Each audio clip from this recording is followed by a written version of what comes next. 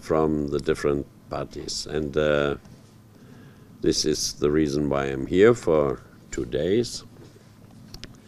Yesterday we had a meeting with the Prime Minister and with the opposition leaders, both, and with the Minister of Interior. You can imagine that this is very important for me as well, not for me personally, but first of all for the process ongoing in this semester. It's a very important half year. We will have the summit in Sofia, which should be as concrete as possible. What will it bring for the region? We will have the reports, and we will have in June the summit, the council, with reacting on the recommendations of the Commission. Do doja së pari t'ju falenderoja që jeni këtu. Kjo, siç e shihni, është një vizitë e shkurtër, diçka që ndodh çdo vit, pra është e njëjta situatë ku ne presim daljen e raportit të komisionit, i cili nuk do të jetë vetëm për Shqipërinë, por do të jetë për të 6 vendet e rajonit. Në këtë pikë, atëherë raporterët vendosen vijnë në punë. Për këtë arsye unë jam këtu për të marrë mbresat, për të marrë informacionet, për të kuptuar diskutimet e brendshme, të rejat që kanë ndodhur, sukseset, dështimet, duke i marrë nga të gjitha palët për këto. Kjo është arsyeja e vizitës sime 2 ditore këtu.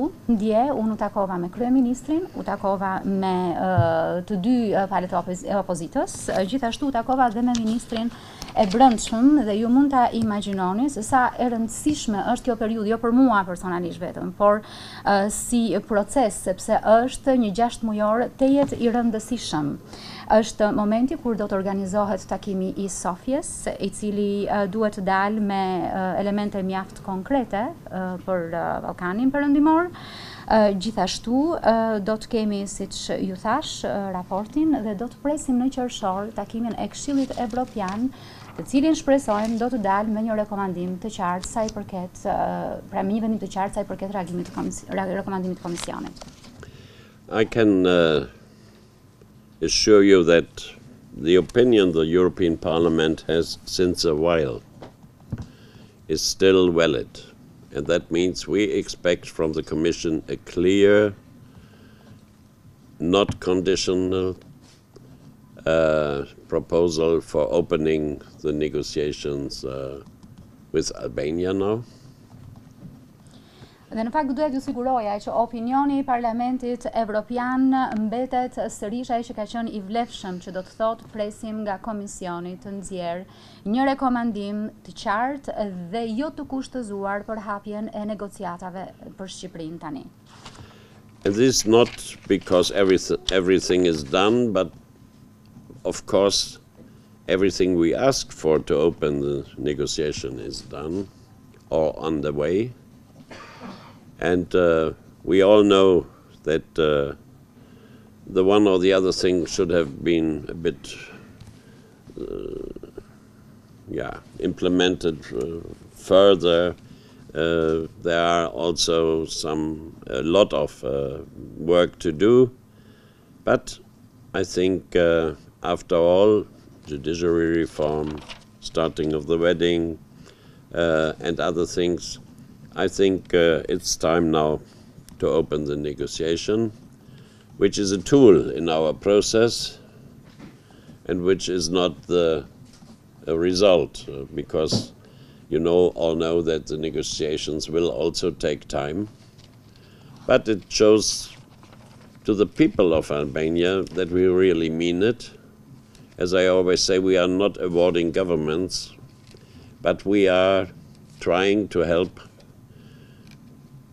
to better the situation in the country,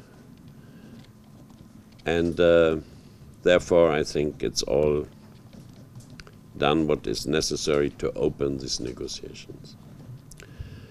I'm happy about 2 things. The one thing, a little bit conditional, but on the other side clear, that also the opposition says we have a lot of critics, but opening the negotiation is the right thing to do now. And secondly, I am positively impressed by the work of the ad hoc commission for the electoral reform, which shows us that at least at this early stage, opposition and majority can cooperate if they want. And that should be something we all as a society here and also we from the European Parliament should support, because we all know the daily work of opposition is to criticize the government. But there are some issues for the future of the country very important, and how to organize elections is, as we all know from ODIHR and others, really a very important point.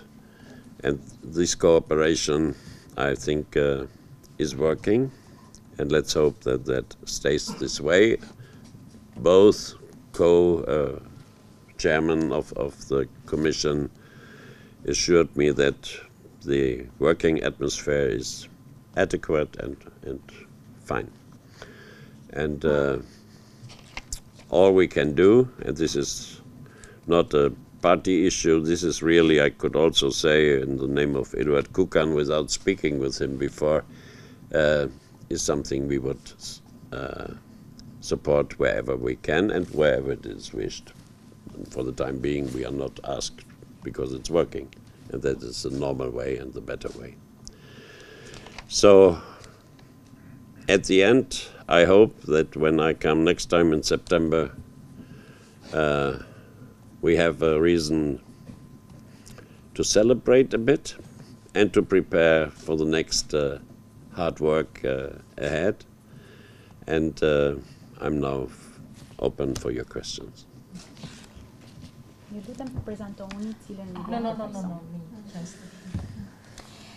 No, I just asked them that they have to introduce themselves. Pra, kur folëm për pjesën e një rekomandimi të qartë, natyrisht kjo nuk është se, domethënë kërkohet një rekomandim i qartë sepse mendojmë që janë bërë gjëra në proces të cilat në fakt e lejojnë hapjen e negociatave, jo sepse çdo gjë është bërë, por e themi që është bërë punë. Natyrisht ka një gjë ose një tjetër e cila do të kërkonte një zbatim të mëtejshëm dhe ne e dimë që mbetet shumë punë për të bërë në të ardhmen, por edhe është bërë shumë për shumë reforma në gjyqësor, është vetingu, i cili ka filluar e të tjera gjëra të cilat në fakt janë gjërat që do të na çonin në hapjen e negociatave.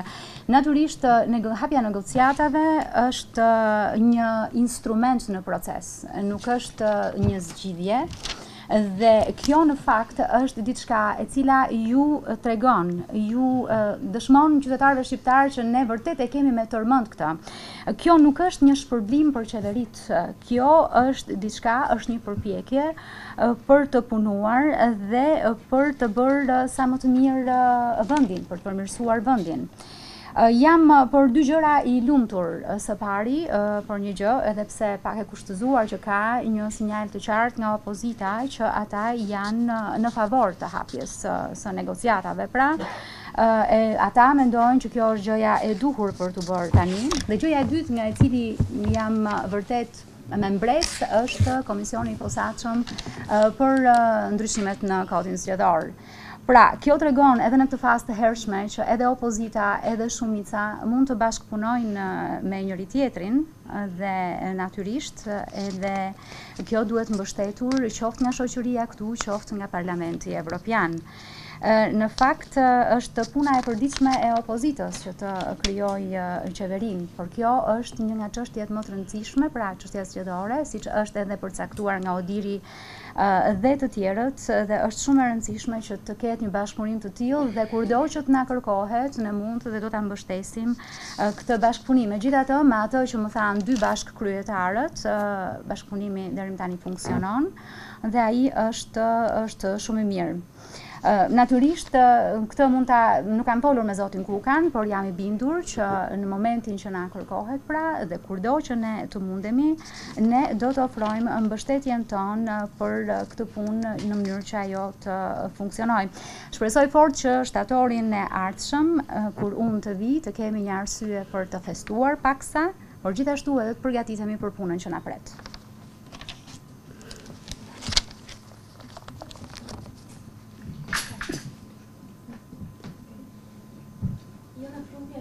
Jona Plumbi, ABC News.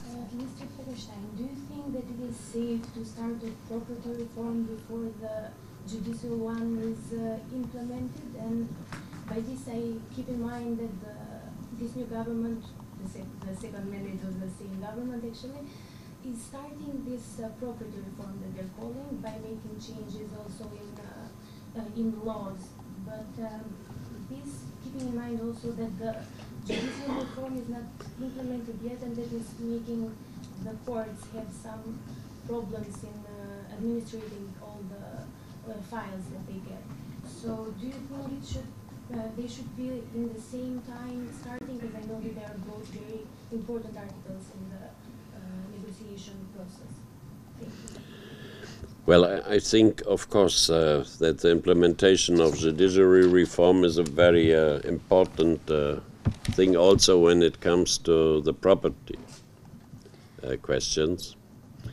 I can't now evaluate which step has to be done when, but I think that also during the process of negotiations, property rights, implementation of existing laws, and if necessary, some additional, are crucial and very important. It's also very important for the economy, because which company wants to invest if they don't know what they get at the end and whether they can have it? So I think I can't answer your question precisely, but the more the judiciary reform is implemented, the safer I think we are on the way to have also the property rights in order. Pra, ideja është që është shumë e rëndësishme gjithashtu pra zbatimi I reformës në drejtësi edhe për pjesën e reformës në pronësi. Në fakt nuk mund të vlerësohet tashmë se cili hap duhet bërë kur, sepse është shumë e rëndësishme që edhe për të thënë që edhe gjatë negociatave të drejtat e pronësisë, për drejtat e pronësisë, zbatimi I ligjeve, gjithashtu edhe elementet shtesë janë thelbësore në këtë proces. Është thelbësore gjithashtu edhe për ekonominë, sepse kush do donte të vinte të investonte në momentin që nuk di se çfarë merr apo nëse e merr një gjë të tillë. Kështu që ajo çfarë mund të them, nuk mund të them një gjë të saktë, por mund të them që sa më shumë të zbatohet reforma në drejtësi, aq më e sigurt bëhet edhe pjesa e së drejtës së pronësisë.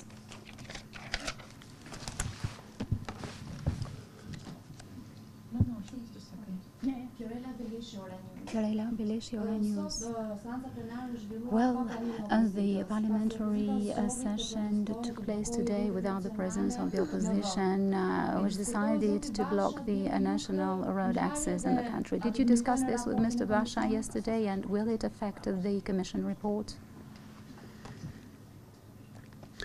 Yes, we discussed that as well. I don't think that one demonstration will affect the report. Po, diskutuam këtë dje, gjithashtu nuk mendoj që një demonstrat do të ndikojë në raport. Such rallies have to be possible. Protest is part of our democracy.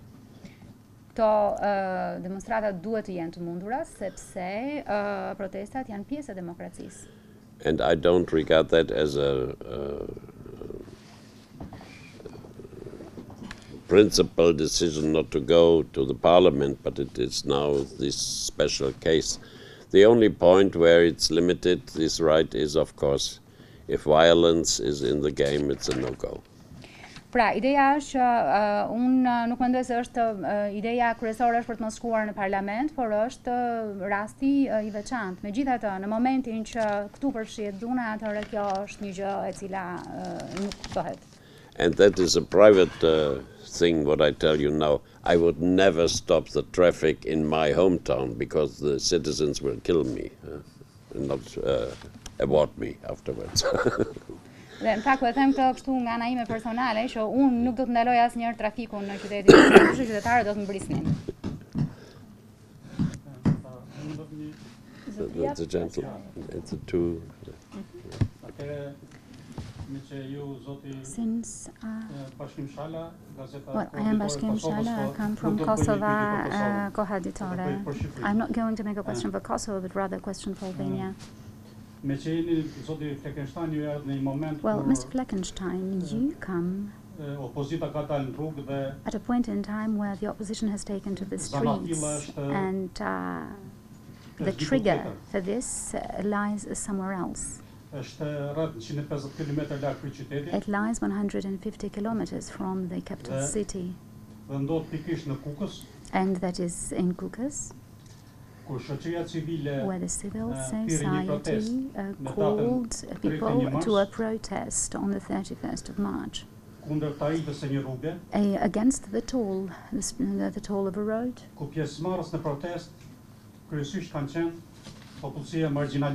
And the protest was attended mainly by the marginalized people of the region. And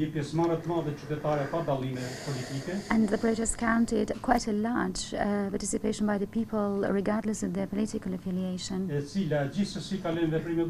But however, it degenerated into violent actions. Immediately following this protest,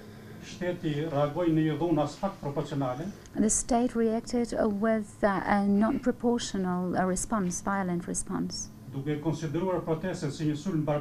considering the very protest as a barbaric attack against the police forces and the common property.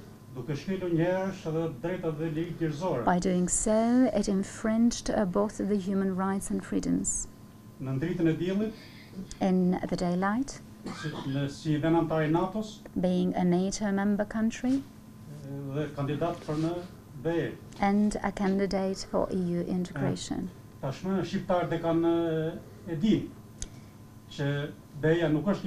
Albanians are well aware now that the EU is not a sack of money, but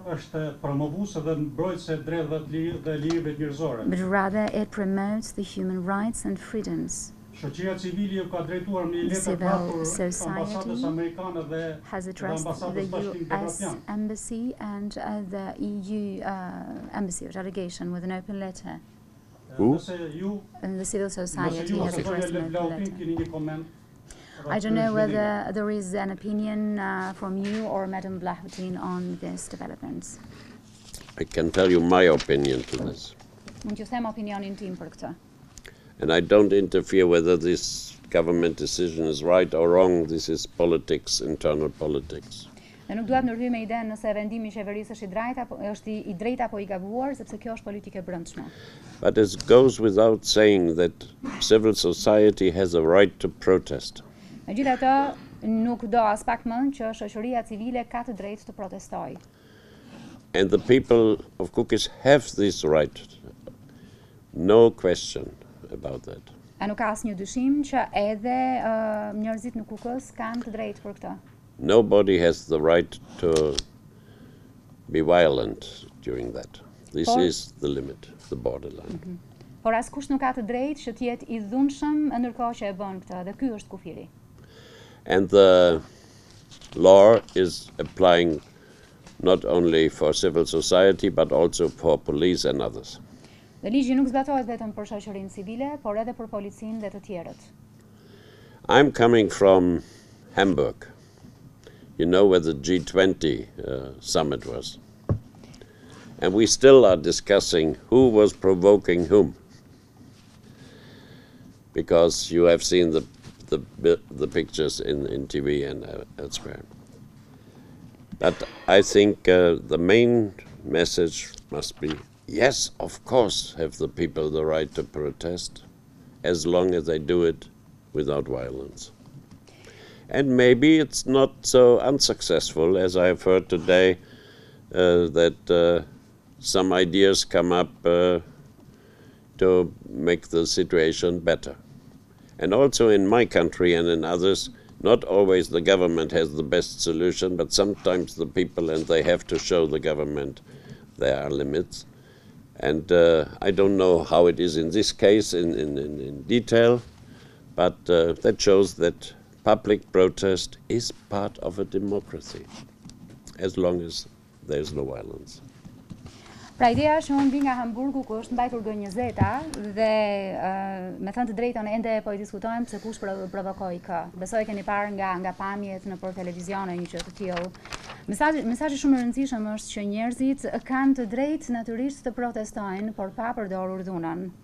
Dhe kam dëgjuar në fakt këtë ditë që nuk ka qenë dhe kaq e suksesshme që nga këtë protesta mund të vinë ide mjaft të mira, sepse natyrisht jo gjithmonë dhe jo të gjitha vendimet e qeverisë janë të drejta dhe njerëzit mund të tregojnë që ka pra dhe zgjidhje më të mira. Pra absolutisht ekziston e drejta për të protestuar, por pa përdorur dhunën. If I may just add one sentence on the, if I may just add one sentence, yes.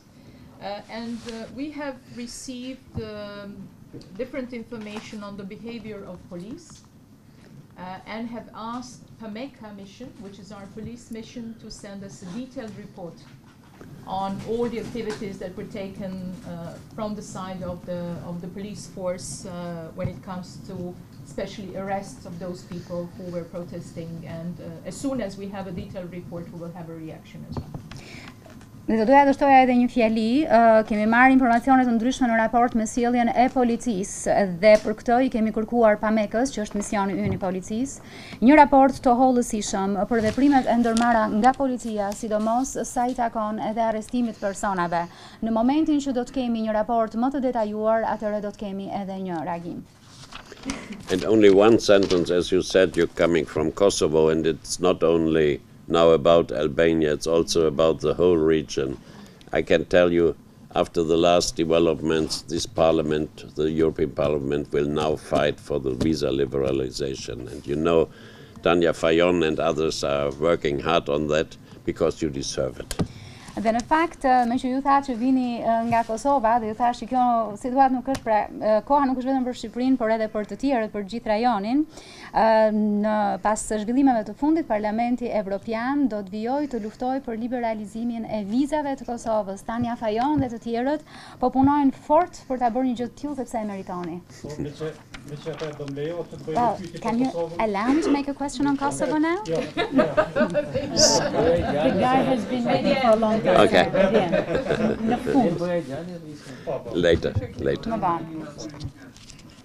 Sorry, Mr. Fleckenstein, are you aware of a report of Judicial Watch that the US taxpayers' money has been used by George Soros to fund Prime Minister Rama? And do you know whether there is an investigation into this case? Yes, I have heard about that. Kam dëgjuar për këtë. Ka zotnia? Pastaj goca. Djali So you mentioned the reform in justice and also the impact it will produce on the decision of the Commission and of the European Council on Albania. However, are other issues that could keep Albania away from negotiations?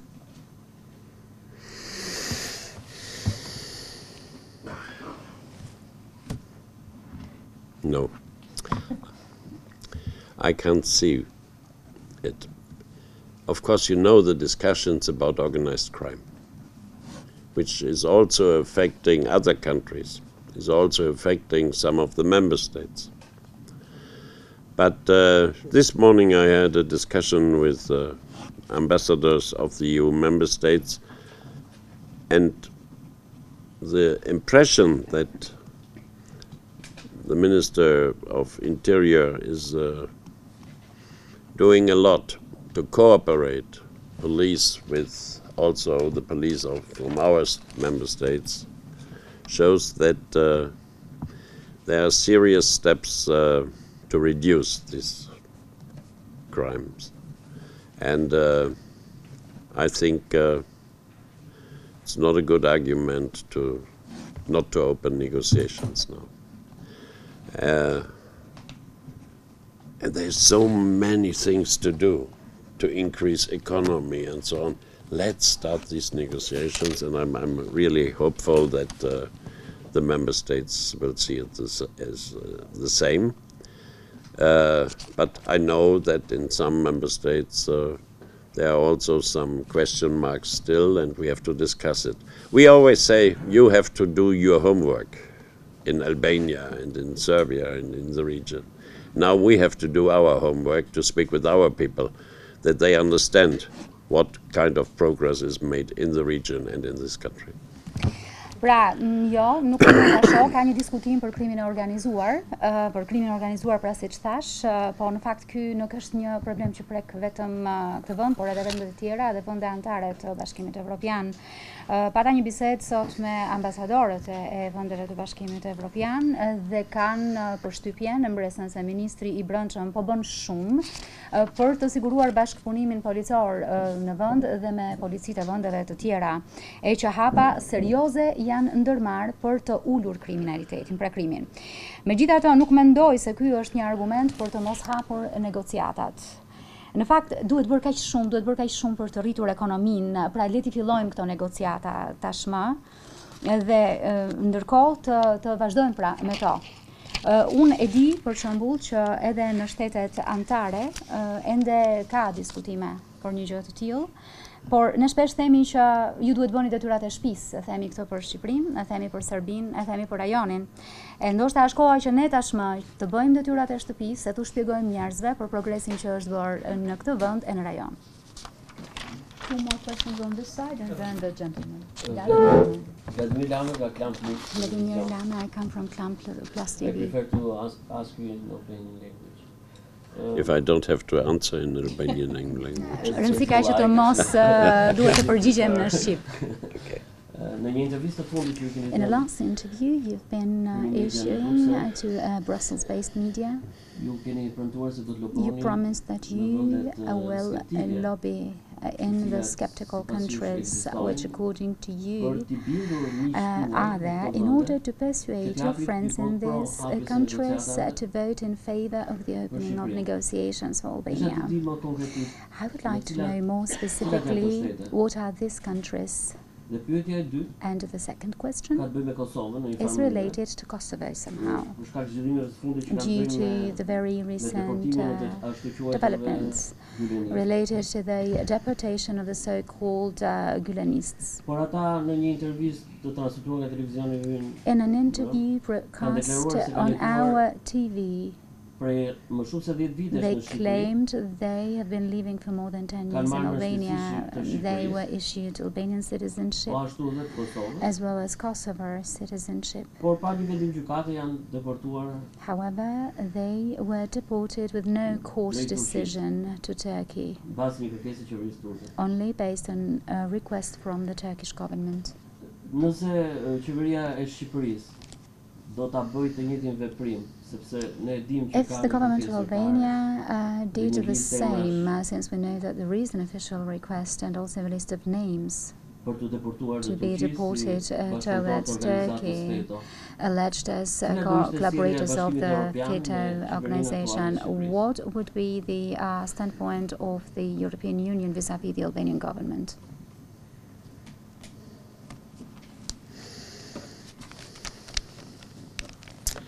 I would say that would be a real new obstacle to open negotiations. Do të thoja që kjo do të ishte një pengesë e re reale për hapjen e negociatave. To be serious, I don't see that for the time being here. But if this would really happen, that would be a serious problem between us. Të jem serioz, pra për ta thënë tamam, nuk e shoh këtë për momentin, por në qoftë se kjo do të ndodhte, do të ishte një pengesë vërtet serioze. The first question, yes. I would not, you know, the countries who are a bit concerned. There's partly some people in Berlin, and this is my job. And I can tell you it's very interesting, and it was also, I would say, quite successful, that I went together with the chairman of the Foreign Affairs Committee, who is an EPP guy, hand in hand through Berlin, which is a quite unusual picture, to show them that in the European Parliament, the steps which we now expect are not a party issue. That EPP and SND and also, I think, Liberals and Greens, they all stick together and say, now it's time, go ahead. And this is also very important to show in the member states, that people who are a little bit far away from the discussion, but now have to decide, have to learn the future of Albania is not a party issue in the European Parliament. And maybe, or hopefully, and I guess it will work in Berlin as well as in other cities, countries. We will also speak with Dutch colleagues and with others where we know that there are still some question marks. But I don't want now to count all the countries. It's not so many, but we take it seriously if there are question marks, because we have good answers. Pra, ideja është që paka shumë mendoj se e dini ka disa vende të cilat janë të shqetësuara për këtë, në Berlin pjesërisht, por kjo është puna ime dhe natyrisht mendoj se e kam bërë këtë dhe edhe në mënyrë suksesshme. Për shembull, së fundi unë edhe kryetari I komisionit të jashtëm kemi ecur dorë për dorë në Berlin, që nuk është një pamje kaq e zakontë. Megjithatë, kjo tregon se në Parlamentin Evropian hapat që ne presim nuk janë çështje partijake. Pra, të gjitha Parti Popullore, Liberale, të gjelbër, të gjitha partitë e tjera bëhen bashkë për të thënë po, kjo është koha. Tani duhet vazhdojmë. Kështu që natyrisht kjo është një diçka që duhet edhe të shpjegohet, të tregohet edhe këtyre vendeve anëtare apo njerëzit të cilët mund të jenë pak më larg kësaj çështjeje. Pra, të thuhet që e ardhmja e Shqipërisë nuk është çështje partijake. Dhe ne shpresojmë vërtet që kjo të funksionojë. Për shembull në Berlin, në ato pak vende, pra vendet e ndryshme, do të flasim me kolegët në holandeze, të tjerë gjithashtu. Nuk ka rëndësi, pra nuk dua që të numëroj vendet tani, sepse pak a shumë ato dihen.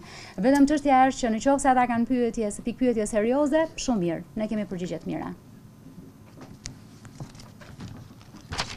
Mr. Fleckenstein, I am Marin Kuma from Tema TV. Albania and Greece have entered a new era of negotiations, including the sea delimitation.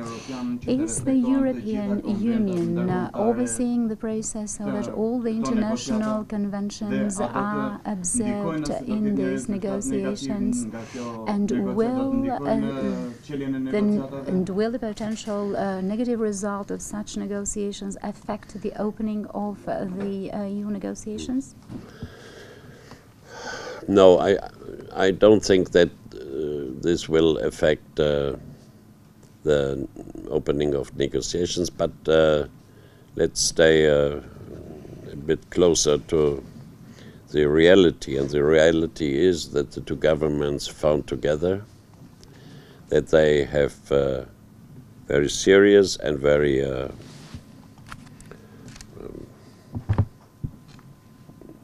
good negotiations and discussions. And what I have heard from both governments is there's a good chance to solve the problems.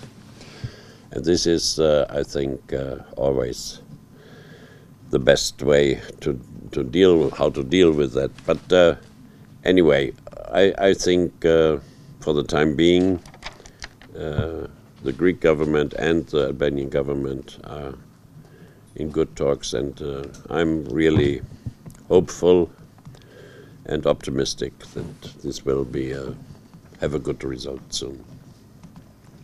Jo, nuk mendoj se kjo do të ndikoj në hapjen e negociatave, po le të mbetemi më afër realitetit. Ajo çfarë është e mirë është që të dyja qeveritë, ajo shqiptare dhe greke, janë mbledhur së bashku dhe janë përfshirë në diskutime dhe negociata serioze dhe pozitive.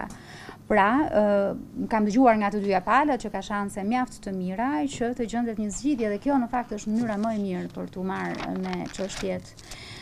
Kështu që është e rëndësishme që të themi, domethënë, që dhe qeveria greke dhe ajo shqiptare i kanë diskutime pozitive dhe jam shpresë plot dhe jam optimist që kjo do të ketë rezultat mirë. Pra jo, nuk do të ndikoj.